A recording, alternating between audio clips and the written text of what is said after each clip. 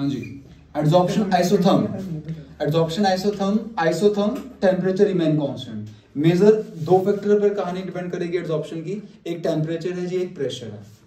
तो जब टेम्परेचर को कांस्टेंट कर दिया तो किसका इफेक्ट देखने जा रहा हूं, प्रेशर का, ठीक है। हाँ जी, तो उसने कहा जी आपने आइसोथर्म मतलब टेम्परेचर को कांस्टेंट कर दिया, टेम्परेचर कांस्टेंट कर दिया तो किसका effect we can observe that, pressure का। तो हाँ जी, इधर मेरे पास प्रेशर इंक्रीज हो रहा है, ये प्रेशर लेके चल रहा हूं, ये मैं x बाय m जिसको मैं एड्सॉर्प्शन प्रोनाउंस कर रहा हूं। x is the mass of adsorbate, m is the mass of adsorbent. I am recalling again, x, what is x? X is the mass of adsorbate, m is the mass of adsorbent. When adsorbate combine to the adsorbent, that is called the adsorption. So that is the x by m. Okay, simple अपना कि इस axis पे जी मैं अपना y axis पे adsorption को consider कर रहा हूं और x एक्सिस पे जी मेरे पास प्रेशर है, बिकॉज आई प्रोनाउंस दैट कि isotherm temperature remain constant, temperature में नहीं चेंज आने वाला जी, आपका वो कांस्टेंट है। तो what will be the effect of the pressure on the gases on solid, ठीक है। हाँ जी, तो उसने कुछ ग्राफ ड्रॉ किया जी, कुछ ऐसा मिलता है जी, that graph given by the Freundlich, FREUNDLICH, Freundlich adsorption isotherm बोलते हैं जिसको हम पूरा नाम, ठीक है, गिवन बाय द फ्रोनलिच, ठीक है, Freundlich adsorption isotherm, the whole full name we can say that. तो अब उसने कहा कुछ ऐसा ग्राफ, दिस वन, ये ग्राफ ऐसा कुछ चल रहा है। हाँ जी, सो इसको, इस ग्राफ को 3 डिवीजन में डिवाइड कर लीजिए हमने, दिस वन 1, दिस वे 2, ये 3 लेके, ठीक है। इन दिस वे ये लेके चल रहा है, ये रीजन लेके चल रहा है जी at a very low pressure, ठीक है जी, लो प्रेशर पर कुछ we can say that straight line मिल रहा है। एट वेरी लो प्रेशर पर क्या देख रहा हूं, we can say that adsorption is directly proportional to the pressure, fine. Pressure बढ़ रहा है तो एड्सॉर्प्शन बढ़ रही है। फर्स्ट थिंग क्लियर, पहला ग्राफ को 3 पार्ट में डिवाइड किया। फर्स्ट पार्ट में shows that adsorption is x by m is directly proportional to p। Sign को हटाता हूं, specially x by m is equal to kp, we can that is the result at a very low pressure। हाँ जी, वो कहते हैं जी high pressure पर जाते हैं, हाई प्रेशर पर जितना मर्जी प्रेशर बढ़ा लो, मैंने बताया अभी अपना कि सरफेस पे लिमिट है जी, जितना मर्जी प्रेशर इंक्रीज करने पर एब्जॉर्प्शन इंक्रीज होगा, बट अगर पूरा सरफेस कवर हो जाता है तब भी प्रेशर अप्लाई करते जा रहा हूँ, मुझे जगह ही नहीं है, पार्टिकल कहाँ एब्जॉर्ब होंगे। सो वही कह रहा है कि हाई प्रेशर पे क्या देख रहा हूँ जी, constant at high pressure x by m is equal to constant। कुछ ये नहीं आ रहा, कुछ ऐसे मेंशन कर सकता हूँ अपना, that is x by m is equal to kp not. हाँ जी बोलिए। हाई प्रेशर पर एब्जॉर्प्शन ज्यादा करते रहेंगे नहीं, प्रेशर तो अलग बात है, हम पार्टिकल का सरफेस पे अटैच बात कर रहे हैं, पार्टिकल पे अटैचमेंट की बात कर रहे हैं, पार्टिकल सरफेस पे अटैच हो गए, अब वो एब्जॉर्प्शन प्रेशर अप्लाई करते रहेंगे, वो पार्टिकल पे जगह नहीं है ना, वो अटैच नहीं होंगे। उसके बाद आगे जाके हाई क्लास में जाकर आता है लैंगमुयर एड्सॉर्प्शन आइसोथर्म आता है, जो लेयरिंग के अकॉर्डिंग सारी मैथमेटिकल डेरिवेशन तैयार करता है, जो पहले हमारे सिलेबस में होते थे आपसे निकाल दी गई, ठीक है, लैंगमुयर। हाँ जी, तो इन दिस वे उसने मेंशन किया x by m is anything power 0 1। हाँ जी, तो x by m is equal to kp note mention कर दिया जी, ठीक है। तो मैंने कहा जी स्टार्ट में 0 से किया था, मैक्सिमम वैल्यू कहां तक जा रही है 1। अच्छा, अगर ये ए पार्ट लेके चलो जी, that is the intermediate we can say that, ठीक है ना। पहला पॉइंट लेके चला मैं अपना at very low pressure, that was the direct. हाँ जी, हाई प्रेशर पर जी कांस्टेंट हो गया, and third one that is the at a intermediate pressure, ठीक है। अगर इंटरमीडिएट प्रेशर है तो क्या होगा, that is x by m is directly proportional to p 1/n and x by m is equal to k p 1/n। 1/n simple सा logic लेके चल रहा हूं जी, स्टार्ट 0 से किया, मैक्सिमम वैल्यू 1 तक गई, 0-1 के बीच में क्या होगी जी आपका फ्रैक्शन में टर्म रहेगी, so that's why I am putting that 1/n, ठीक है। तो ये सारी कहानी बताने वाला Freundlich, and this is called the Freundlich adsorption isotherm at low pressure x by m is equal to kp, at high pressure x by m is equal to kp naught। हाँ जी, at intermediate pressure we can say x by m is equal to kp 1/n। is that clear? that is the story कि what is the effect of pressure, because temperature हम constant कर चुके हैं, term ही हमारे पास थी isotherm, temperature remain constant, कि temperature constant करने पर प्रेशर का क्या इफेक्ट पड़ता है एड्सॉर्प्शन के ऊपर। तो कुछ रिजल्ट तैयार किया उसने अपना। आगे फर्दर अगर इस पर लेके चलता है थोड़ा सा, अगर ग्राफिकली और रिप्रेजेंट इस पे भी लॉगरिथम अप्लाई करने के बाद resultant was that log x/m is equal to log k plus 1/n log p। तो ग्राफ ड्रॉ करने पर जो लेके चले थे अपना सिंपल इस पे ही वैल्यू अप्लाई कर देता है। That is the graphical representation, we can say that graphical की रिप्रेजेंट करवाई थी ना, कुछ ऐसा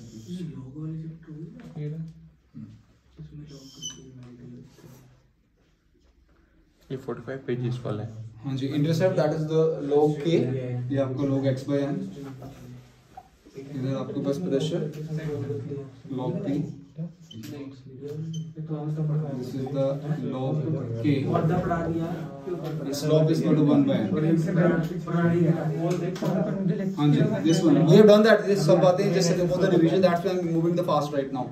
हाँ जी, तो कुछ ऐसा ग्राफ ड्रॉ किया था जी इसी स्टोरी पे, log x/m log p के बीच में, that is log k is the intercept, we can say that this intercept is slope जो मिलता है जी, slope is equal to the 1/n, that is the result from this one. ये वाला इस equation के ऊपर log अप्लाई किया गया, देन log मैथ स्टूडेंट तो log x/m log k, हाँ जी, पावर आपके आगे log m raise to power n log m होता है जी आपका, तो 1/n log p, graph between the log x/m log p, आपका इंटरसेप्ट जो है जी log k है, ये स्लोप की वैल्यू है, that is equal to the 1/n।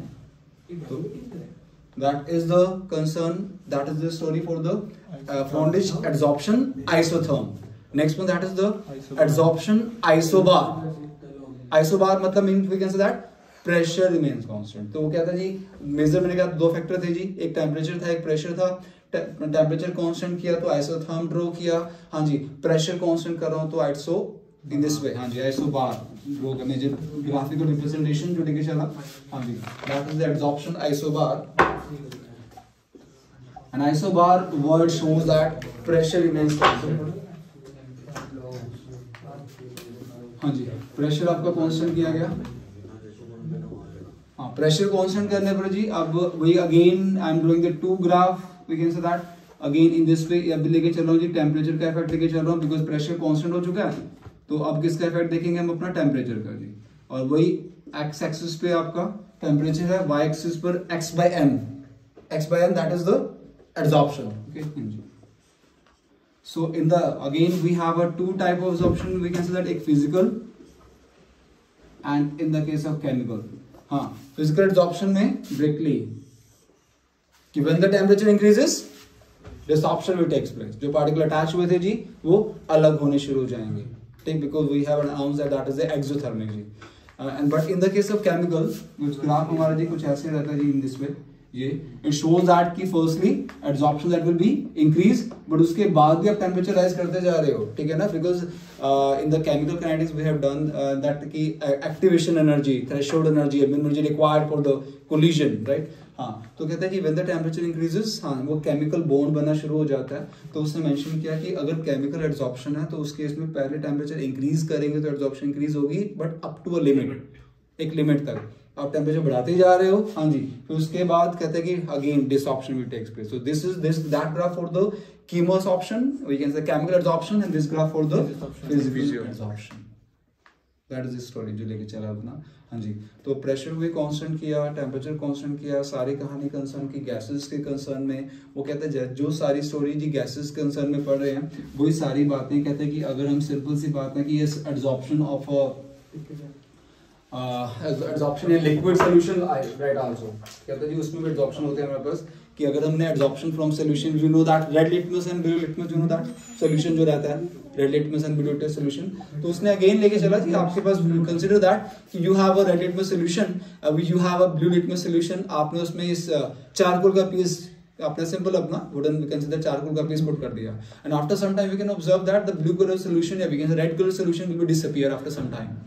वो कहते हैं जी क्या हुआ, उसने क्या किया, उस आपके चारकोल के पीस ने, हाँ जी, liquid, you have liquid solution right now, तो उसने क्या किया जी उस पार्टिकल को नेचुरल बात है सारे पार्टिकल अपने सरफेस पर एब्जॉर्ब करवा लिया, that's why the colour of the solution after some time disappear, आपके कलर ऑफ द सॉल्यूशन का जो कलर था वो फेड हो जाता है जी हमारे पास। तो दिस एक्टिविटी शोज दैट कि आपकी गैसेस तो एब्जॉर्ब होती हैं सरफेस पे, कहते जी आपके सॉलिड के ऊपर सोल्यूशन भी एब्जॉर्ब होते हैं। सिंपल, जो अभी एक फॉर्मूला लिखा था मैंने, remember that log x by m is equal to log k plus 1 by n log p था ना। अभी जो रिजल्ट निकाला था ये वाला जो, that is the x by m is equal to k p 1 upon n। ठीक है जी, लिखा था अभी। गैसेस की बात हो रही है तो we are using the pressure. हाँ जी, अब बात हो रही है सॉल्यूशंस की। सॉल्यूशन की जब बात आई है तो विल कंसीडर द कंसंट्रेशन जी। तब हम क्या यूज करेंगे जी, कंसंट्रेशन यूज करेंगे। तो यहाँ पर बस कुछ नहीं चेंज कर रहा हूँ, इसी फॉर्मूले को इंप्लीमेंट कर दिया for the solution, that is log x by m is equal to log k 1 by n log c। c that is c stand for the concentration। कहते हैं कि इट शोज दैट कि जो आपकी एब्जॉर्प्शन है particle की वो solution से भी हो जाती है। कंसंट्रेशन वही, टेम्परेचर कम कर दीजिए, सरफेस एरिया बढ़ा दीजिए, जितना सरफेस एरिया ज्यादा हो जाएगा उतने पार्टिकल ज्यादा एब्जॉर्ब हो पाएंगे। तो सेम सिनेरियो कंसर्न गैसेस में बढ़ा, लगभग वही सब कहानी चलती है। बट एक बात क्लियर है कि सॉल्यूशंस में भी एब्जॉर्प्शन होती है जी, बस सीधी सी बात। ठीक है कि सॉलिड पार्टिकल डाल दिया जाए तो सॉल्यूशन से भी गैसेस तो एब्जॉर्ब होती हैं, सॉल्यूशन भी एब्जॉर्ब होते हैं जी सॉलिड सरफेस के ऊपर। ये स्टोरी ये बता रहा है। Next one, that is the catalysis, and we know that what is the role of the catalyst? Increases the rate of reaction, but doesn't take part the chemical reaction, boost the reaction, ना fast कर देगा symbol अपना। तो उसने mention किया कि उसका what is the way, कैसे वो रिएक्शन को तेज कर रहा है, कैसे रिएक्शन को फास्ट कर रहा है। तो ग्राफिकली कुछ रिप्रेजेंटेशन देता है, कुछ ऐसे। ये जी आपका normal that is a graph. This one we can say that energy to reactant, this is the energy of product, and कुछ chemical kinetics में we have done that. This one, this is that was the activation energy. यहाँ पर आपकी threshold है, this is the 80, that was the threshold energy. हाँ जी, यहाँ पर activated complex form होता है आपका, sign threshold energy क्या होती है? The minimum energy required for the collision. कि मैंने कहा था कि जब भी रिएक्शन होता है जी उसको दो बैरियर क्रॉस करने पड़ते हैं, एक होता है एनर्जी बैरियर, एक होता है ओरिएंटेशन बैरियर। ठीक है ना, chemical kinetics we have done that, 4th chapter. कौन सा केड़ा याद है यार। सो इन दिस वे वहां बताया गया कि स्पेशली हाँ जी एक मिनिमम एनर्जी चाहिए after the for the collision, अगर वो भी नहीं है तो रिएक्शन नहीं होगा। हाँ जी, तो थ्रेशोल्ड एनर्जी रिएक्शन को इस तो एक्टिवेट लेके चल रहा हूं अपना। एक्टिवेशन एनर्जी स्पेशली कहते हैं कि रिएक्शन को एक्टिवेट करती है, थ्रेशोल्ड तक लेकर जाती है। हाँ जी, यहाँ पर बोल्स के फॉर्म होता है आपका केमिकल काइनेटिक्स में लॉग वाला था। हाँ जी, लॉग वाले क्वेश्चन थे। बिल्कुल। हाँ जी, सो एक्टिवेटेड चार्ज जो लेके चला एक्टिविटी कॉम्प्लेक्स एक साइन है जी आपके प्रोडक्ट फॉर्म होने वाले हैं। दिस ग्राफ शोज दैट, उसने बताया ये ग्राफ सिंपल अपना, this graph for the exothermic reactant की एनर्जी, प्रोडक्ट की एनर्जी, इधर एनर्जी है आपका, that is a progress of reaction जो चल रहा है आपका। हाँ जी, तो प्रोडक्ट की एनर्जी कम, रिएक्टेंट की एनर्जी ज्यादा, तो this graph for the exothermic, endomic graph ऊपर ही रुक जाता है जी। तो that should be done that. Major बता रहा हूँ कि कैटलिस्ट का काम क्या था। ग्राफिकली उसने एक चीज जो बताई कि जब हम कैटलिस्ट यूज करते हैं जी तो पूरा एक नया पाथ बनाता है। हाँ जी, ये कुछ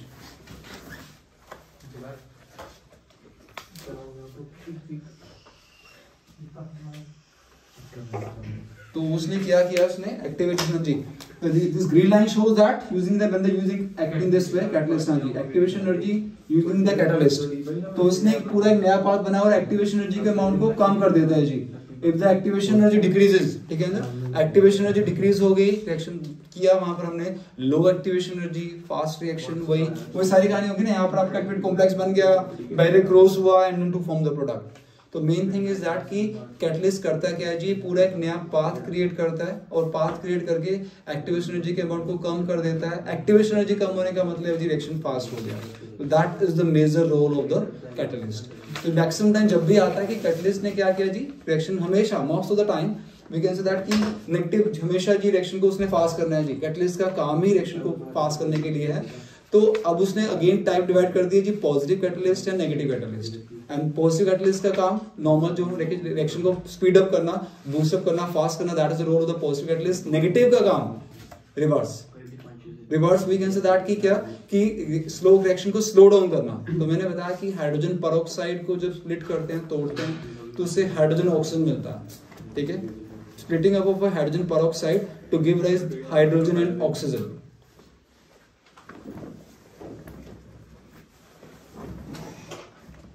चक्कर आता है दोनों को।